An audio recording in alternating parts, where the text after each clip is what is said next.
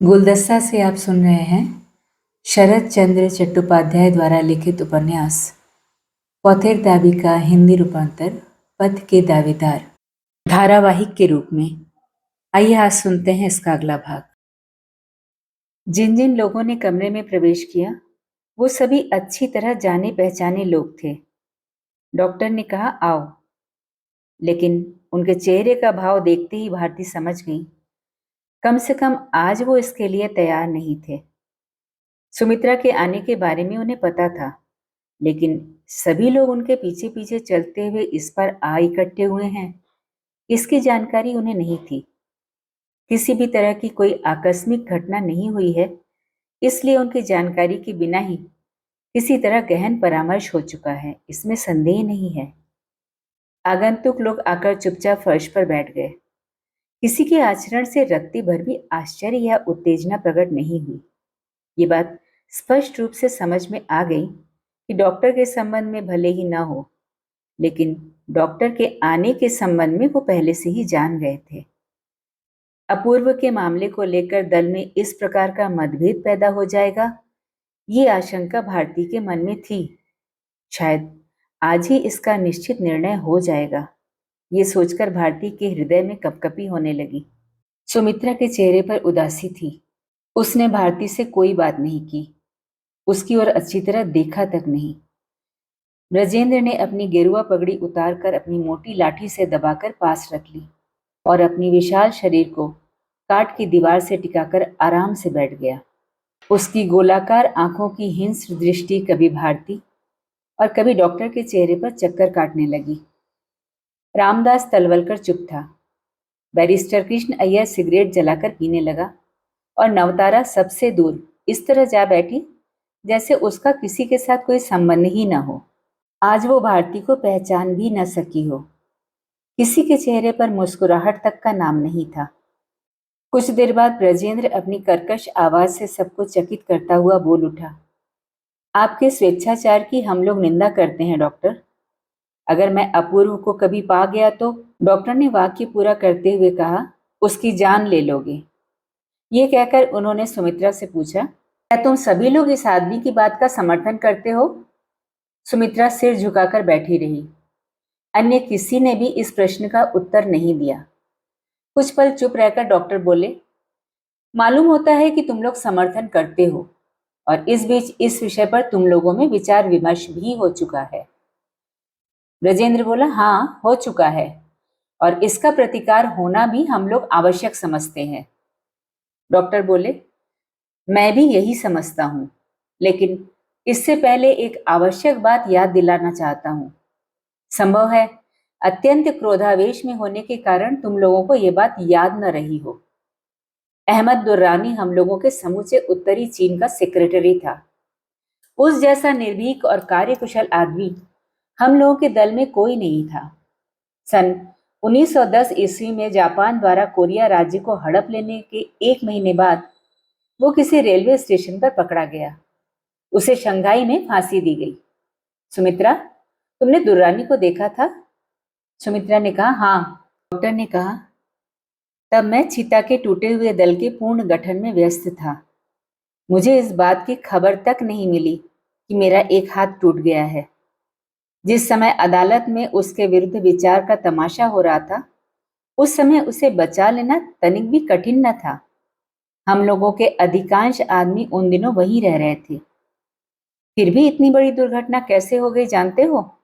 फैजाबाद के मथुरा दुबे ने बार बार अत्यंत तुच्छ अविचार कुविचार की शिकायतें कर करके दल के लोगों के मन को एकदम विषैला बना दिया था। दुर्रानी की मृत्यु से जैसे सभी की जान बच गई। मेरे लौट आने के बाद जब केंटन की मीटिंग में सारी बातें प्रकट हुई, तब दुर्रानी इस लोक में नहीं था। मथुरा दुबे भी टाइफाइड ज्वर से मर चुका था। प्रतिकार के लिए कुछ भी शेष नहीं रह गया था। लेकिन भविष्य के भय से उस रात की गुप्त सभा में 2 अत्यंत कठोर कानून पास किए गए थे। कृष्ण अय्यर, तुम भी तो वहां मौजूद थे, बताओ। कृष्ण अय्यर का चेहरा सूख गया। वो बोला, आप जो इशारा कर रहे हैं मैं उसे समझ नहीं पा रहा डॉक्टर। डॉक्टर ने रत्ती भर भी हिचके बिना कहा, सुनो ब्रिजेंद्र, एक कानून था कि मेरे पीछे किसी काम की आलोचना नहीं हो सकती। ब्रजेंद्र व्यंग से बोला, आलोचना नहीं की जा सकती? डॉक्टर बोले, नहीं, पीछे नहीं की जा सकती, लेकिन की जा सकती है। मैं ये जानता हूं। इसका कारण ये है कि उस दिन केंटन की सभा में जो लोग मौजूद थे वो दुर्रानी की मृत्यु से जितने उद्विग्न हो उठे थे, मैं नहीं हुआ था। इसलिए यह काम होता चला आ रहा है और मैं भी अनदेखा करता चला आ रहा हूं। लेकिन यह भीषण अपराध है। ब्रजेंद्र उपेक्षा भरे स्वर में बोला, उसे भी कह डालिए। डॉक्टर बोले, मेरे विरुद्ध विद्रोह की भावना पैदा करना अत्यंत भयंकर अपराध है। दुर्रानी की मृत्यु के बाद मुझे सावधान हो जाना चाहिए था। ब्रजेंद्र कठोर हो उठा। सावधान होने की जरूरत दूसरों के लिए भी वैसी ही हो सकती है। ये जरूरत आपके लिए सर्वाधिकार रूप में नहीं है। ये कहकर उसने सबकी ओर देखा, लेकिन सब मौन बैठे रहे। किसी ने कोई उत्तर नहीं दिया। काफी देर बाद डॉक्टर ने धीरे धीरे कहा, इसकी सजा है भयानक दंड। सोचा था जाने से पहले और कुछ करूंगा, लेकिन ब्रजेंद्र, तुम्हें सब्र नहीं हुआ। दूसरों के प्राण लेने के लिए तुम हमेशा तैयार रहते हो, लेकिन अपने ऊपर आ पड़ने पर कैसा लगता है जानते हो? ब्रजेंद्र का मुंह काला पड़ गया। जल्दी से स्वयं को संभाल कर बड़े घमंड से बोला, मैं एनार्किस्ट हूं, रिवॉल्यूशनरी हूं। प्राण मेरे लिए कुछ भी नहीं है। मैं ले भी सकता हूं और दे भी सकता हूं। डॉक्टर ने शांत स्वर में कहा, तब तो आज रात को देने ही पड़ेंगे, लेकिन बेल्ट निकाल पाने का समय नहीं मिलेगा। ब्रजेंद्र, मेरी आंख है, तुमको मैं पहचानता हूं। ये कहकर उन्होंने फौरन पिस्तौल वाला हाथ उठा लिया। भारती ने व्याकुल होकर उनके उस हाथ को दबाए रखने की चेष्टा की, लेकिन दूसरे हाथ से हटाते हुए बोले, छी। पल भर में कमरे में जैसे वज्रपात हो गया। सुमित्रा के होंठ कांपने लगे। बोली, अपने ही भीतर ये सब क्या हो रहा है, बताइए तो। तलवलकर अब तक चुप था। उसने धीरे से पूछा, आपके दल के सभी नियम मुझे मालूम नहीं है। आपसे मतभेद होने का दंड क्या मृत्यु है? अपूर्व बाबू बच गए हैं, इससे मुझे प्रसन्नता ही हुई है, लेकिन इसमें अन्याय कम नहीं हुआ है। ये सत्य कहने के लिए मैं बाध्य हूं। कृष्ण अय्यर ने सिर हिलाकर सम्मति दे दी। ब्रजेंद्र की आवाज में अब उपहासपूर्ण श्रद्धा नहीं थी। अन्य लोगों की सहानुभूति से शक्ति पाकर बोला, एक आदमी के प्राण जाने अगर जरूरी है तो फिर मेरे ही चले जाएं। मैं तैयार हूं। सुमित्रा ने कहा, ट्रेटर के बदले अगर जाने पहचाने कॉमरेड की खून की ही जरूरत है तो मैं भी दे सकती हूं डॉक्टर। डॉक्टर चुपचाप बैठे रहे। सुमित्रा की बात का उत्तर नहीं दिया। 2 मिनट के बाद मन ही मन मुस्कुरा कर बोले, ये सब बातें बहुत ही पुराने समय की हैं। उस समय तुम लोग थे ही कहाँ। इस जाने पहचाने कॉमरेड को मैं ही उसी समय से जानता हूं। जाने दो इस बात को। टोक्यो के एक होटल में एक दिन सान्याल सेन ने कहा था, निराशा सहने की शक्ति जिसमें जितनी कम हो, उसे चाहिए कि वो रास्ते से उतनी ही दूर हटकर चले। इसलिए मैं सह लूंगा, लेकिन ब्रजेंद्र, मैंने तुम्हें झूठ मूठ भय नहीं दिखाया है। मुझे दूसरी जगह जाना पड़ रहा है। डिसिप्लिन टूट जाने से मेरा काम नहीं चलेगा। अगर सुमित्रा तुम्हारे दल में शामिल हो रही है तो I wish you good luck, लेकिन तुम मेरा रास्ता छोड़ दो। सुखाया में एक बार अटेम्प्ट कर चुके हैं, परसों फिर किया, लेकिन इसके बाद नहीं। सुमित्रा ने उद्वेग से चौंक कर पूछा, इन सब बातों का अर्थ क्या अटेम्प्ट करना होता है? डॉक्टर ने इस प्रश्न को अपने कानों तक नहीं पहुंचने दिया। कृष्ण अय्यर ने सिर नीचा कर लिया, लेकिन उत्तर नहीं दिया। डॉक्टर ने जेब से घड़ी निकाल कर देखी, फिर भारती का हाथ पकड़कर बोले, चलो, तुमको डेरे पर पहुंचाकर मैं चला आऊं। उठो। भारती सपने में डूबी सी बैठी थी। इशारा पाते ही चुपचाप उठ खड़ी हुई। उसे अपने आगे करके डॉक्टर कमरे से बाहर निकल गए। दरवाजे पर से सबको संबोधित करके बोले, गुड नाइट। इस विदाई शिष्टाचार का किसी ने उत्तर नहीं दिया। सभी अभिभूत से स्तब्ध बैठे रहे। भारती के नीचे उतर जाने के बाद जब डॉक्टर ऊपर की ओर नजर रखकर धीरे धीरे उतर रहे थे, तभी सहसा शशि दरवाजे में से मुंह निकालकर बोला, लेकिन मुझे तो आपसे बहुत जरूरी काम है डॉक्टर। ये कहकर नीचे उतर उनके पास आ खड़ा हुआ और सांस रोककर बोला, मेरी गणना तो मनुष्यों में की ही नहीं जाती डॉक्टर। आपके किसी काम आने की शक्ति मुझ में नहीं है, लेकिन आपका ऋण जीवन पर्यंत नहीं भूलूंगा। डॉक्टर ने स्नेहपूर्वक उसका हाथ खींचते हुए कहा, कौन कहता है कि तुम मनुष्य नहीं हो? तुम कवि हो, गुणी हो, अनेक मनुष्यों से बड़े हो। आप कहीं भी क्यों न रहे, मेरे पास जो कुछ है सब आपका है। इस बात को मत भूल जाइएगा। भारती ने उत्सुक होकर पूछा, क्या बात है भैया? डॉक्टर ने हंसते हुए कहा, दुर्दिन में तो इन्हें चिंता नहीं थी, लेकिन अचानक अच्छे दिन आते ही उन्हें चिंता हो गई है कि कहीं ऐसा न हो कि इन्हें कृतज्ञता का ऋण याद ही न रहे। इसलिए कह रहे हैं कि जो कुछ इनके पास है सब मेरा है। भारती बोली, ऐसी बात है शशि बाबू? शशि कुछ नहीं बोला। डॉक्टर ने कहा, याद रहेगा शशि, याद रहेगा। ये वस्तु संसार में इतनी सुलभ नहीं है कि कोई भूल जाए। शशि ने कहा, आप कब जाइएगा? डॉक्टर बोले, तुम तो उम्र में मुझसे छोटे हो, इसलिए आशीर्वाद देकर जा रहा हूं कि तुम सुखी रहो। शशि ने कहा, क्या अगले शनिवार तक नहीं ठहर सकते? भारती बोली, शनिवार को इनका विवाह होगा। डॉक्टर कुछ नहीं बोले। सामने ही कीचड़ में पड़ी टेढ़ी नाव पर यत्न पूर्वक भारती को चढ़ाकर स्वयं भी चढ़ गए। शशि ने कहा, शनिवार तक आपको रुकना होगा। जीवन में अनेक भीखें दी हैं, ये भी दीजिए। भारती, आपको भी उस दिन आना होगा। भारती चुप रही। डॉक्टर ने कहा, ये नहीं आएगी शशि। अगर रुका रहा तो आऊंगा और तुम लोगों को आशीर्वाद दे जाऊंगा, मैं वचन देता हूं। अगर न आऊं तो समझ लेना कि सव्यसाची के लिए आना असंभव था, लेकिन जहां भी रहूं प्रार्थना करूंगा कि तुम्हारा शेष जीवन सुख से बीते। ये कहकर नाव चला दी। भारती बोली, आज अकेली होती तो इतना रोती कि नदी का जल बढ़ जाता। भैया, भविष्य में सभी को सुखी होने का अधिकार है, नहीं है केवल तुमको। शशि बाबू इतना अशोभनीय काम करने जा रहे हैं, उन्हें भी जी खोलकर आशीर्वाद दे आए, लेकिन इस संसार में तुम्हें आशीर्वाद देने वाला कोई नहीं है।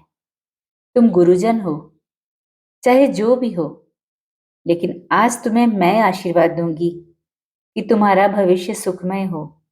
डॉक्टर हंसकर बोले, छोटों का आशीर्वाद नहीं फलता, उसका फल उल्टा होता है। भारती बोली, झूठ है, मैं छोटी नहीं हूं, एक दूसरी दृष्टि से तुमसे बड़ी हूं। जाने से पहले तुम सुमित्रा जी के साथ हमेशा के लिए संबंध तोड़ देना चाहते हो, ये मैं नहीं होने दूंगी।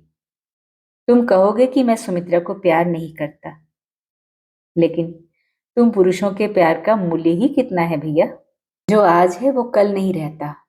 अपूर्व बाबू भी तो मुझे प्यार नहीं कर सके, लेकिन मैं कर सकी हूं। मेरा कर सकना ही सब कुछ है। ततैये में मधु इकट्ठा करने की शक्ति नहीं, तो इसके लिए किससे झगड़ा करने जाऊं? लेकिन आज मैं तुमसे कहे देती हूं भैया कि इस संसार को नचाने वाले प्रभु कोई भी हो, नारी हृदय के प्रेम का मूल्य चुकाने के लिए उन्हें अपूर्व बाबू को लेकर मेरे हाथों सौंप देना ही पड़ेगा। कुछ उत्तर पाने की आशा में भारती पल भर स्तब्ध रहकर बोली, भैया, तुम मनी मन हंस रहे हो? कहाँ नहीं तो। जरूर नहीं तो तुमने उत्तर क्यों नहीं दिया? डॉक्टर हंस पड़े, बोले, उत्तर देने के लिए कुछ था ही नहीं भारती। तुम्हारे संसार को नचाने वाले प्रभु को भी अगर इस जबरदस्ती को मानकर चलना पड़ता तो तुम्हारी सुमित्रा जीजी की क्या हालत होती जानती हो? ब्रजेंद्र के हाथों में स्वयं को हर प्रकार से सौंप देने पर ही जान बचती। भारती चकित नहीं हुई। आज की घटना के बाद से यही संदेह उसके मन में बढ़ता जा रहा था। उसने पूछा, ब्रजेंद्र क्या उनको तुमसे भी अधिक प्यार करते हैं? डॉक्टर बोले, बताना कुछ कठिन है।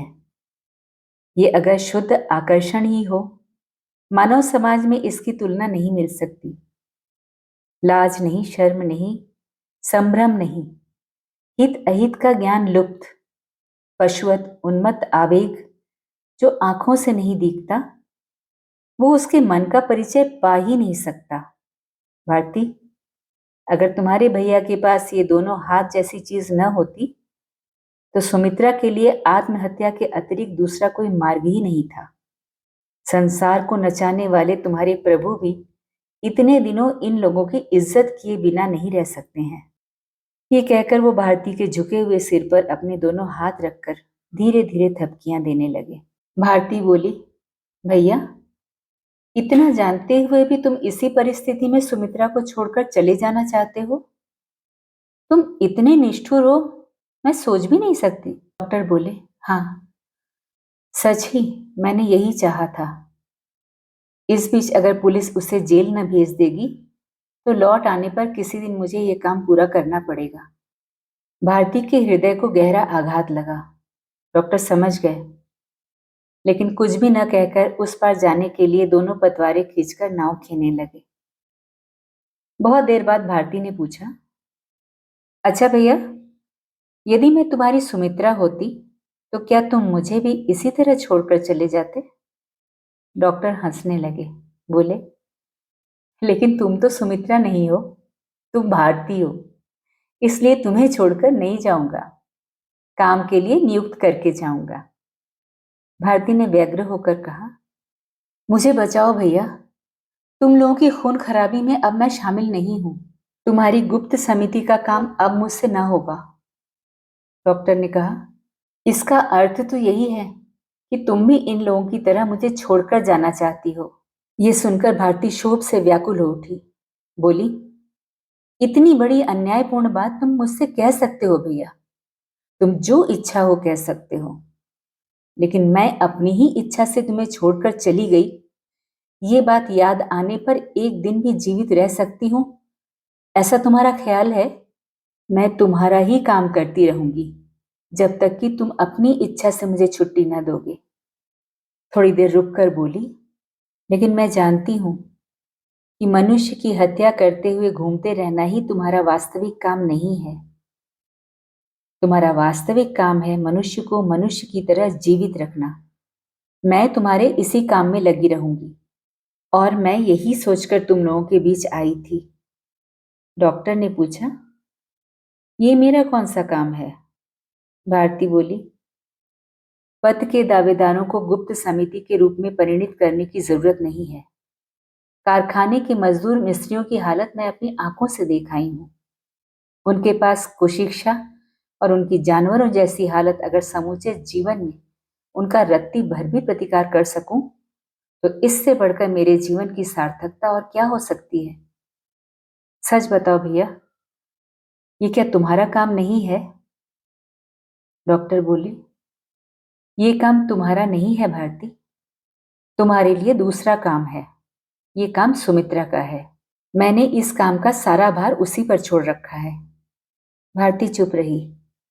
डॉक्टर ने उसी तरह शांत और मृदु स्वर में कहा, तुमसे कह देना ही उचित है भारती, कुछ थोड़े से कुली मजदूरों की भलाई के लिए ही मैंने पद के दावेदार की स्थापना नहीं की है। इसका लक्ष्य बहुत बड़ा है। उस लक्ष्य के लिए हो सकता है किसी दिन इन्हीं लोगों को भेड़ बकरियों की तरह बलि चढ़ा देना पड़े। तुम उसमें मत रहना बहन, तुम इसे न कर सकोगी। भारती चौंक कर बोली, ये तुम क्या कह रहे हो भैया? क्या मनुष्यों की बलि चढ़ाओगे? डॉक्टर ने कहा, मनुष्य हैं कहाँ, जानवर ही तो हैं।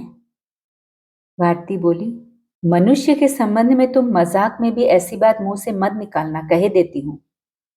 झूठ मूठ डराने की कोशिश मत करो। डॉक्टर बोले, नहीं भारती, झूठ मूठ नहीं, सचमुच डराने की कोशिश कर रहा हूं, जिससे मेरे चले जाने के बाद तुम कुली मजदूरों की भलाई के चक्कर में न पड़ो। इस तरीके से इनकी भलाई नहीं की जा सकती। इनकी भलाई की जा सकती है केवल क्रांति के द्वारा। इसी मार्ग पर चलने के लिए मैंने पथ के दावेदार की रचना की है।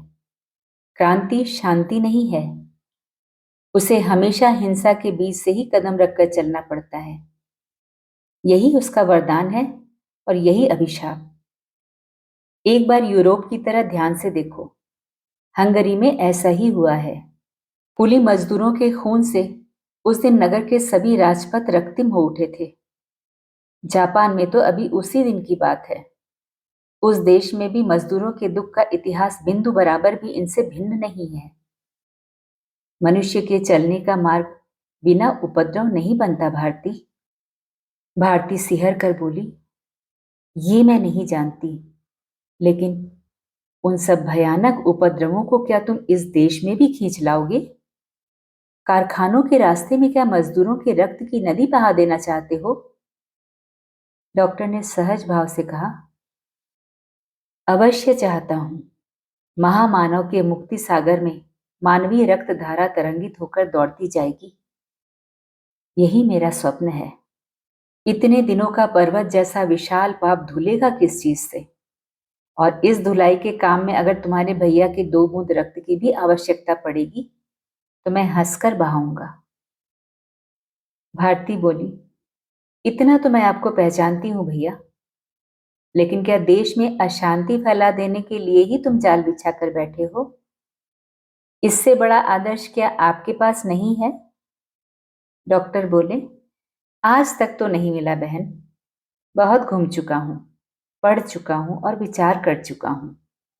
लेकिन भारती, अशांति उत्पन्न करने का अर्थ अकल्याण उत्पन्न करना नहीं है।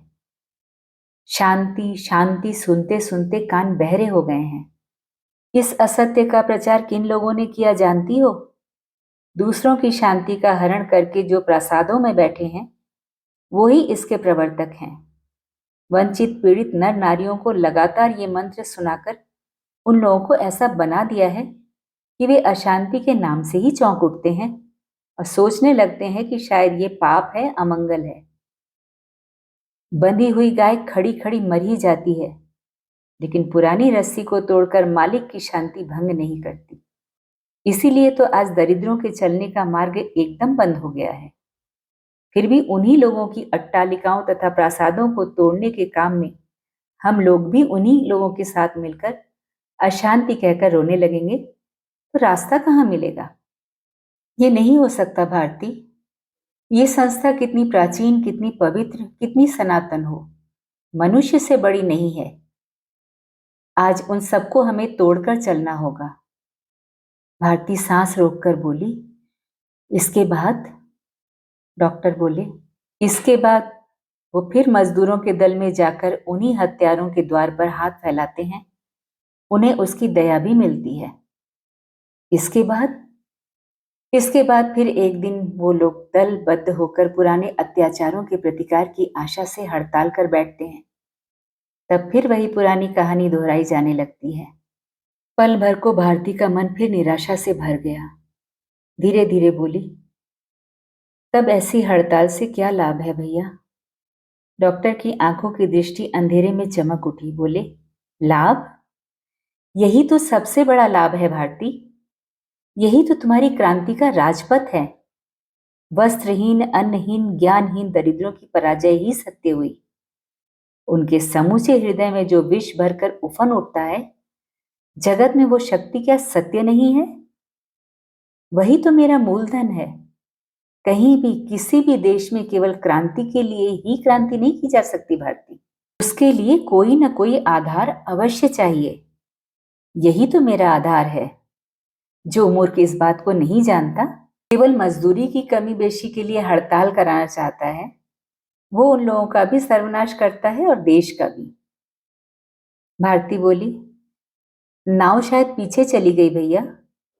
डॉक्टर बोले, मेरी नजर में है बहन, कहाँ जाना है भूला नहीं हूं। भारती बोली, मुझे इसमें से अलग क्यों कर देना चाहते हो? इतनी देर के बाद ये बात मेरी समझ में आई है। मैं बहुत कमजोर हूं, शायद उनकी तरह ही। आज भी तुम्हारा सारा भरोसा सुमित्रा जी पर है, लेकिन ये बात मैं किसी भी तरह नहीं मानूंगी कि इसके अतिरिक्त और कोई मार्ग नहीं।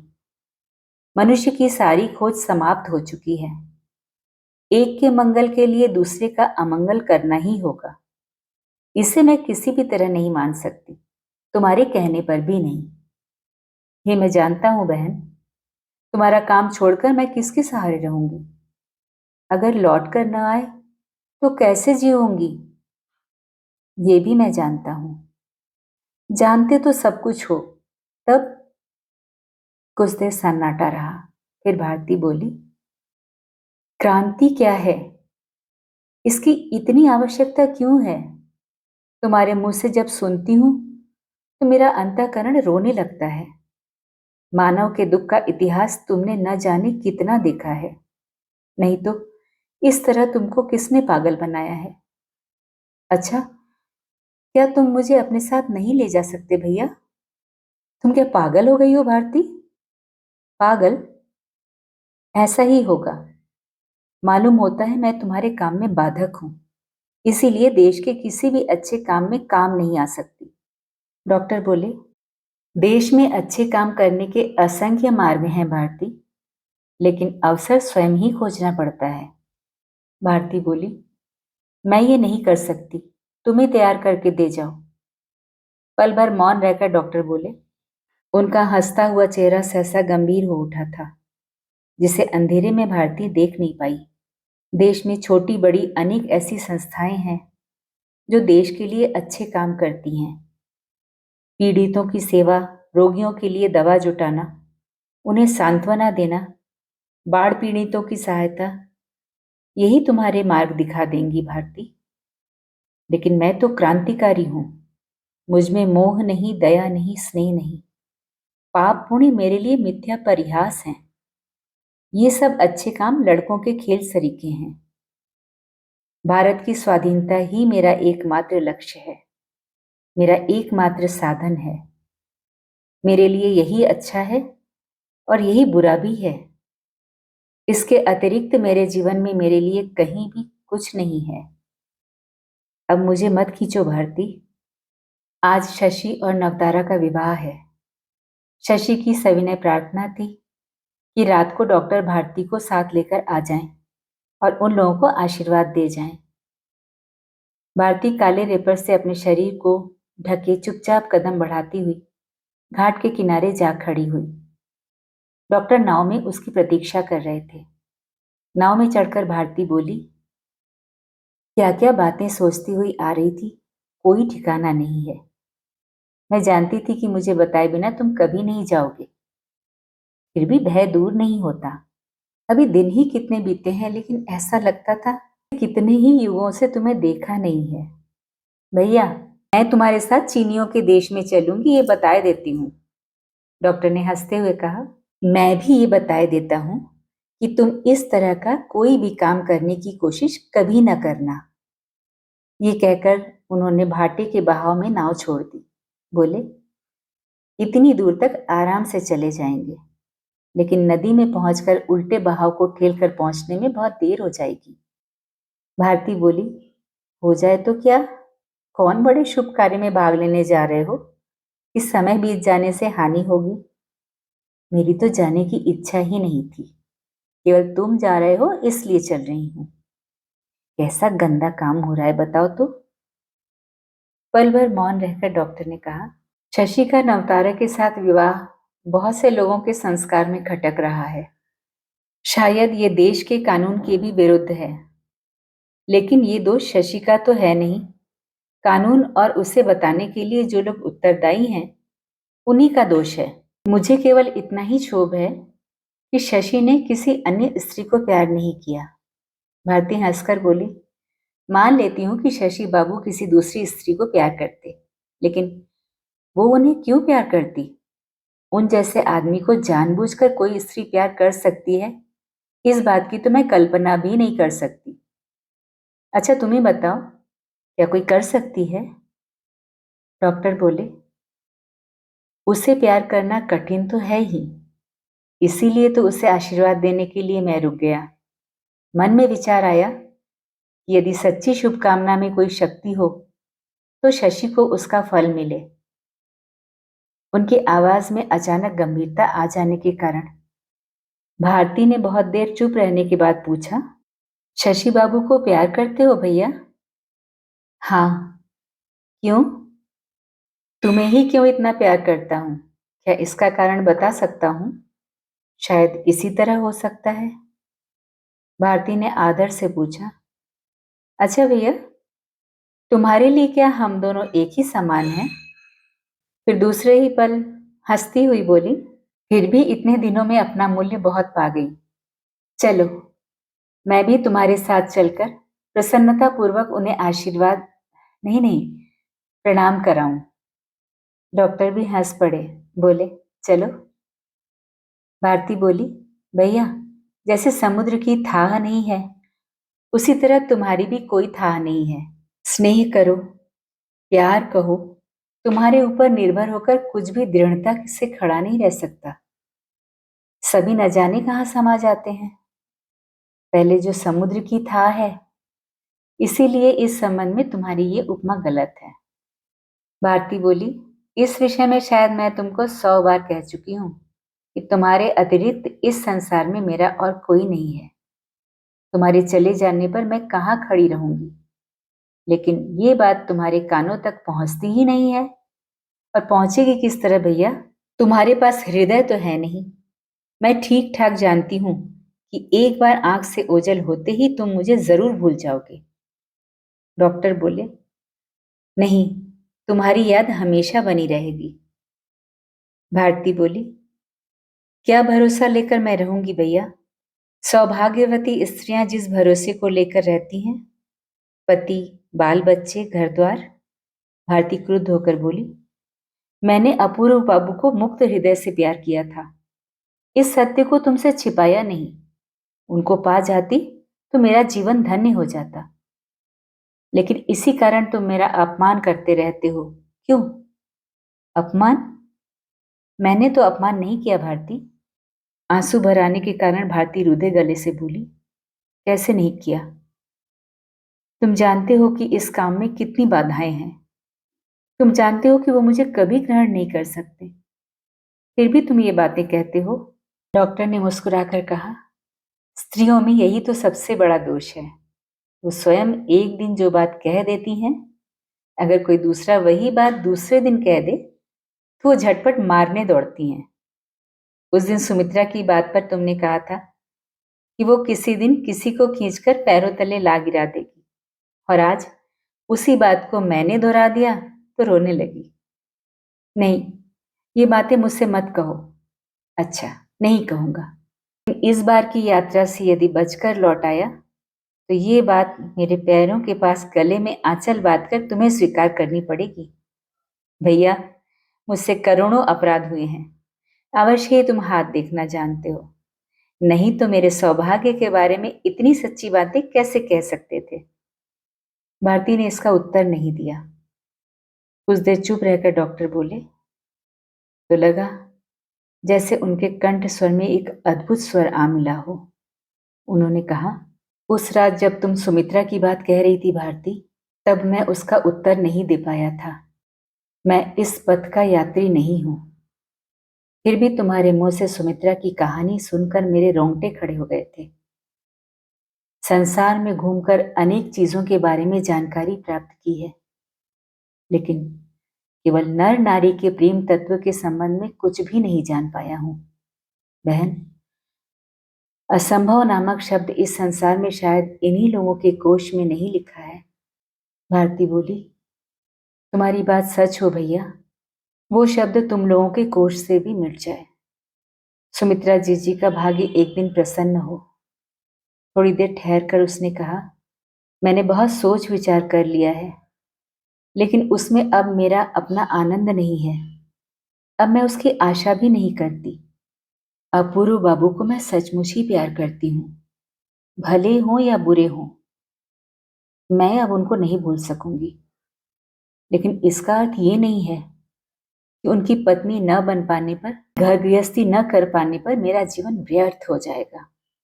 मेरे लिए शोक की ये बात नहीं है भैया। मैं सच कह रही हूं कि मुझे शांत मन से आशीर्वाद देकर रास्ता दिखाते जाओ। तुम्हारी तरह मैं भी दूसरों के काम में ही अपने इस जीवन को सार्थक कर डालूंगी। भैया, अपनी इस निराश्रित बहन को अपना साथी बना लो। डॉक्टर चुपचाप नाव चलाने लगे। इतने विनय भरे अनुरोध का उन्होंने उत्तर नहीं दिया। अंधेरे के कारण भारती उनका चेहरा नहीं देख पाई, लेकिन उनके मौन से उसे आशा बंधी। इस बार उसकी आवाज में स्नेहपूर्ण निवेदन की विविध वेदना उभर कर ऊपर तक चली आई। बोली, ले चलोगे भैया अपने साथ? तुम्हारे अतिरिक्त इस संसार में बूंद भर भी प्रकाश मुझे कहीं दिखाई नहीं पड़ता। डॉक्टर बोले, असंभव है भारती।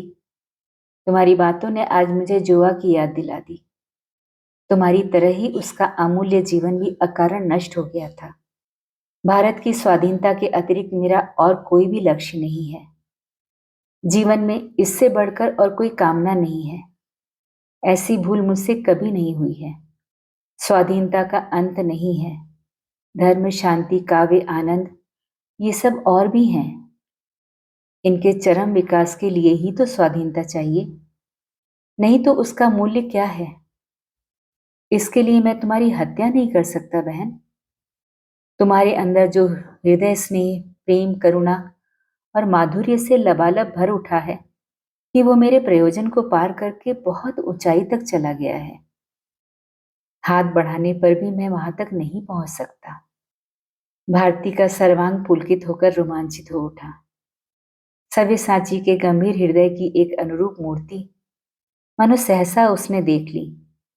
मुक्ति और आनंद से विगलित होकर बोली, मैं भी तो यही सोचती रही हूं भैया कि तुम्हारे लिए इस संसार का कौन सा विषय अज्ञात है, और अगर ऐसी बात है तो तुम इस षड्यंत्र में लुप्त होकर क्यों पड़े हो? मानव का चरम कल्याण तो इनके द्वारा कभी हो ही नहीं सकता। डॉक्टर बोले, ठीक यही बात है, लेकिन चरम कल्याण का भार हम विधाता के हाथों में ही छोड़कर क्षुद्र मानव के लिए जो सामान्य कल्याण है उसी को करने की चेष्टा करते हैं। अपने देश में स्वाधीन भाव से बात करने, स्वाधीन भाव से चलने फिरने के अधिकार का ही हमारा दावा है। हम इससे अधिक और कुछ नहीं चाहते भारती। भारती बोली, ये तो सभी चाहते हैं भैया, लेकिन इसके लिए नरहत्या का षड्यंत्र क्यों? इसकी आवश्यकता ही क्या है? लेकिन ये बात कहकर भारती लज्जित हो उठी। फिर एक पल रुककर बोली, मुझे क्षमा करो भैया, मैंने क्रोधावेश में झूठी बात कह डाली। मुझे छोड़कर तुम चले जाओगे, मैं ये सोच भी नहीं सकती। ये मैं जानता हूं। इसके बाद बहुत देर तक फिर कोई बातचीत नहीं हुई। पथ के दावेदार उपन्यास की कहानी जारी रहेगी अगले भाग में।